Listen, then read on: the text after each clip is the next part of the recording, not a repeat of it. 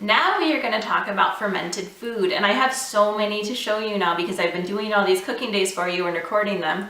And sometimes I'll even do a recipe test with one and then have to go back and record it for you so I have double.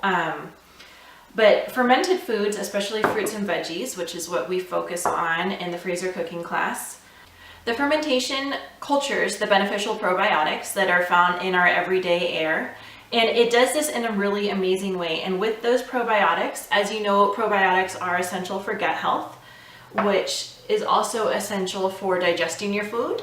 Your immune system is in your gut. Even there's brain tissue in your gut, which sends signals to your brain that can regulate your mood and all sorts of things. So your gut, as you know, if you follow my blog, is incredibly important. And fermented foods, trying to include a fermented food with every meal, will help with digestion of that food. It will help provide vitamins and minerals. Since these have all been fermented, they've actually kind of, by the good bacteria, they've been partially broken down. And so it's going to be easier for your body to digest and metabolize those good vitamins and minerals that are in the vegetables and the fruit that we ferment.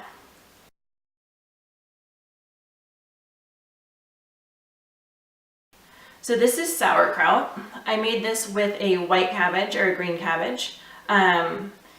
If you make it with a purple cabbage, this is our kimchi that we have some purple cabbage in.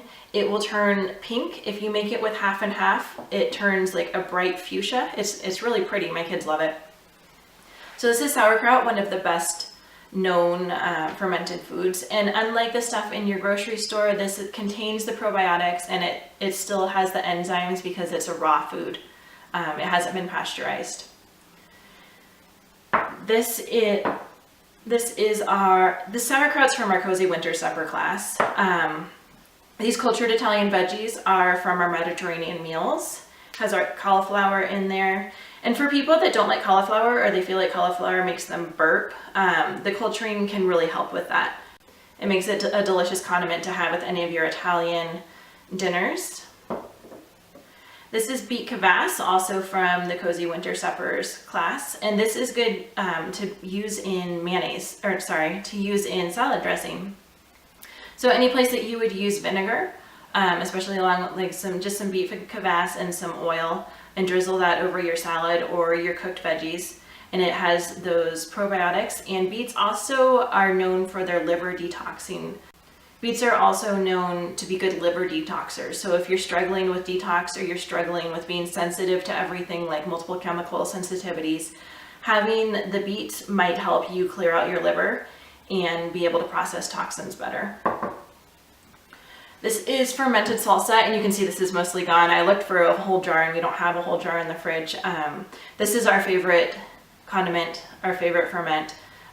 Even people that don't think they like fermented foods a lot of times will still like this salsa. And so this is good on eggs or with any Mexican dish or meat, anywhere you would use regular salsa. And here's our pickles.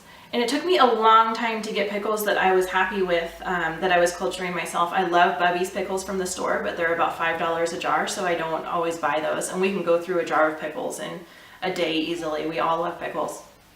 So to make the pickles so that they work, now I use a little bit of the Bubby's starter culture. So all the different probiotics have a different profile for kind of what they do in the body and what they do to the veggies. And so I find that if I use the starter from Bubby's, and I'll add like a couple teaspoons of the pickle juice from the Bubby's pickles from the store. And then I'll culture this, and then I'll go ahead and reuse just this pickle juice for a few batches. And if the pickles start to get mushy, then I just know that the next time I make pickles, I want to buy a jar of Bubby's pickles and use that as my starter culture again. This is peach chutney. It has the raisins and some fennel seeds in it. And we make peach chutney, apple chutney, apricot chutney. And then I use a little bit of kombucha as my starter culture for this because it doesn't have as much salt. Salt is what we use to inhibit the bad bacteria while the good bacteria is taking over. So we don't put salt in with the fruits because it doesn't taste good. So I use some kombucha because that has all those beneficial probiotics. And I can show you my continuous brew kombucha in a minute too. So these fermented fruits, the peaches, the chutney, the apples, they're all good. They're great alongside meat. Really anywhere you would serve applesauce, these are delicious. And they're also good, like if you eat oatmeal in the morning, it's great on oatmeal. And then again, it'll help you to digest those grains if you're eating grains, or just help you to digest your food in general. It's great on yogurt as well as if you do that. This is our kimchi, and I like how kimchi looks better when I don't add that red cabbage to it, but I have red cabbage in it here, and it still tastes amazing. It has the chili peppers and the carrots and a lot of Napa cabbage. And this is from our Cool Meals for Warm Weather class, if I remember correctly. And these are dilly carrot sticks. So these are some of our favorite ferments as well. It's really just, if you can cut up carrot sticks, you can make dilly carrot sticks. So it's carrot sticks and then salt water. And this is great to include in the kids' lunch because it doesn't look weird. So if your kids are sensitive to that, but they still need those probiotics to help them digest their lunch and for their good mood, then dilly carrot sticks are great for that. And it softens the carrots a little bit, so that helps with the toddlers if they need a little bit softer food.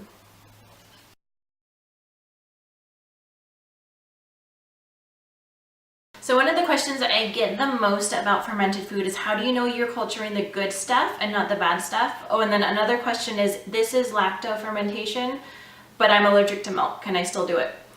So the lacto, just to clear that up first, the lacto and lactofermentation comes from the lactobacilli, which is a type of bacteria, and that's the type of bacteria that we are culturing. It's the good bacteria. So to culture this, we just shred our cabbage, and you will see this is sauerkraut. You'll see this in the Cozy Winter Suppers video. So we just shred our cabbage, we toss it with a little bit of sea salt, and I like to use my unrefined sea salt because it has those trace minerals, and it doesn't have iodine. I'm not sure what iodine would do to cultured vegetables, so I don't use iodized salt. I would recommend getting the natural salt. It probably has some natural iodine present from the sea, but it's not the manufactured iodine that I'm not sure I would trust with my ferments. So we toss it with a little bit of salt, and then we let it wilt. I'll cover the bowl with a dishcloth or a paper towel or something, and let it wilt for about an hour. And then we pack it into jars and we pound it down, and then we cover it with some more filtered water if we need to, and we add a tablespoon of that sea salt, which, like we said before, the salt will inhibit the growth of the bad bacteria. So we add that sea salt in there, and the sauerkraut, or the cabbage, it's still cabbage at this point. The cabbage is under the liquid barrier, which it prevents oxygen from getting to the cabbage, which, in addition to the salt, it's now an anaerobic environment, a without oxygen environment, because it's under that water there. And so that gives the bacteria that we are trying to culture, the good bacteria, a chance to take hold and grow.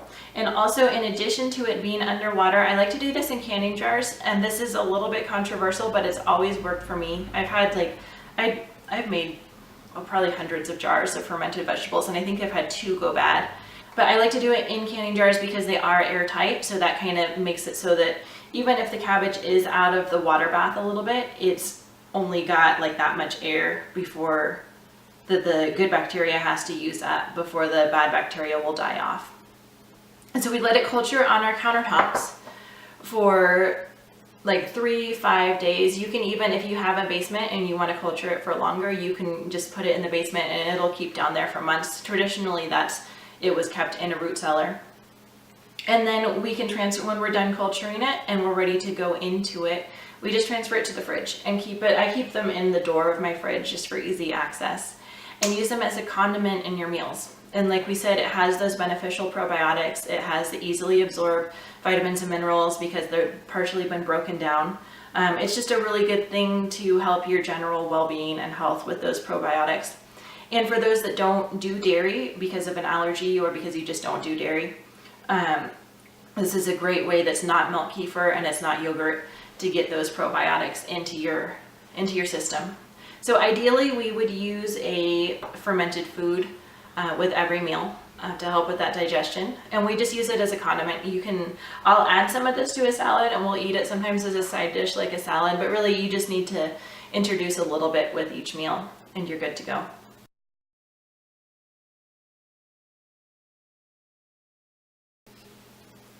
And then once we have cultured it on the countertop, it's ready to use. So you can use that right away. The only thing I want to caution you about is try not to go in and out of it a bunch of times. So this jar, like I'll try once I've opened it up and I try to use it within a week.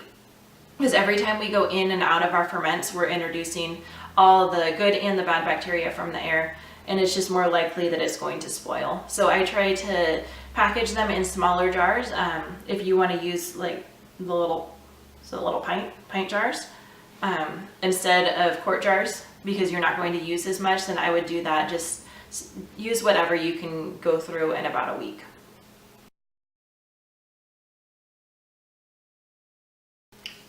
This is my continuous brew kombucha. So we always have this going in our house, and I'll just put, for the kids, I'll put like about an inch in their cup and then fill it the rest of the way with water or juice.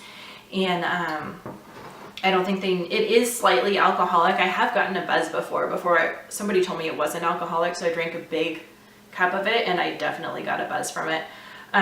So I don't give the kids a whole lot, but it has those beneficial probiotics in it, and you can tell that because it's sweet tea, so it's just black tea, and I buy organic tea for my kombucha, and then it's sweetened with sugar, and I actually use organic refined sugar from Costco to make this. So you make a big pot of sweet tea, and then it has the SCOBY in that, and if you can see it, whoops, it's SCOBY grows. It's that symbiotic culture of yeast and bacteria, and it grows to fit the vessel that it's in. So our SCOBY here is this big around. So our SCOBY here is as big around as our kombucha vessel, and we just, to make continuous brew, and if you're on the GAPS diet and you're being strict about it, I would recommend using honey rather than sugar, because there's always going to be some that's not quite fermented enough. If you want to do continuous brew, do honey. If you want to use sugar, then I would just do it in jars, and I used to use like gallon mason jars or half-gallon mason jars, and just culture it for at least 2 weeks, and that should use up all of those sugar molecules and transform them into something that's allowable on GAPS. So if you're going to continuous brew like this, then you just, as you take some out, you add some sweet tea back in. So there's always a different profile, and that kind of makes it like there's a constant ecosystem in there of different stuff growing and dying as the brew time goes longer. So I feel like continuous brew does allow for different kinds of organisms, which is something that we want. And it's also convenient because you don't have to make like gallons at a time and then it's all ready at once. It's kind of like always going, and you can add more sweet tea whenever you're ready.